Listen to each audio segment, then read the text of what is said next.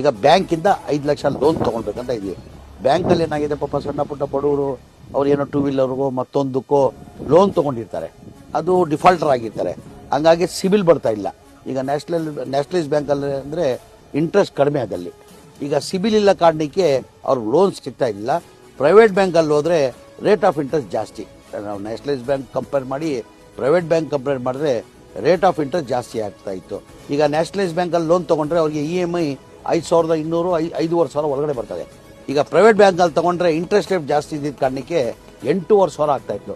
ನನ್ನ ಮನೆ ಮುಖ್ಯಮಂತ್ರಿ ಗಮನಕ್ಕೆ ತಂದಾದ್ಮೇಲೆ ಇಲ್ಲ ಅವ್ರು ಬಡವ್ರು ಕಟ್ಟಕ್ಕೆ ಸಾಧ್ಯ ಆಗಲ್ಲ, ಅವ್ರು ಪ್ರೈವೇಟ್ ಬ್ಯಾಂಕಲ್ಲೇ ತೊಗೊಂಡು ಆ ರೇಟ್ ಆಫ್ ಇಂಟ್ರೆಸ್ಟ್ ಏನು ನ್ಯಾಷನಲೈಸ್ ಬ್ಯಾಂಕ್ ಇತ್ತು ಅಷ್ಟು ಅವ್ರು ಕೊಡಲಿ, ಬೆನಿಫಿಷರಿ ಅಷ್ಟು ಕೊಡಲಿ, ಮಿಕ್ಕಿದ್ದು ನಾವು ಸರ್ಕಾರದಿಂದ ಕೊಡುವ ಅಂತ ಹೇಳ್ಬಿಟ್ಟು ಮೊನ್ನೆ ಕ್ಯಾಬಿನೆಟ್ ತಂದು ಅದು ಅಪ್ರೂವ್ ಮಾಡಿದ್ದಾರೆ. ಇದು ಅಪ್ರೂವ್ ಮಾಡಿದ್ದಾರೆ. ಈಗ 9ನೇ ತಾರೀಕಿದೆ, ಬರೋ ತಿಂಗಳು 9ನೇ ತಾರೀಕಿಗೆ ನಾವು 13,000ದಲ್ಲಿ ಒಂದು 7,000 ಮೊದಲೇ ಹಂತದಲ್ಲಿ 7,000 ಮನೆಗಳು ಕೊಡಬೇಕಂತ ತೀರ್ಮಾನ ಮಾಡಿದ್ದೀವಿ. 9ನೇ ತಾರೀಕು ಮನೆಗಳು ಕೊಡ್ತೀವಿ.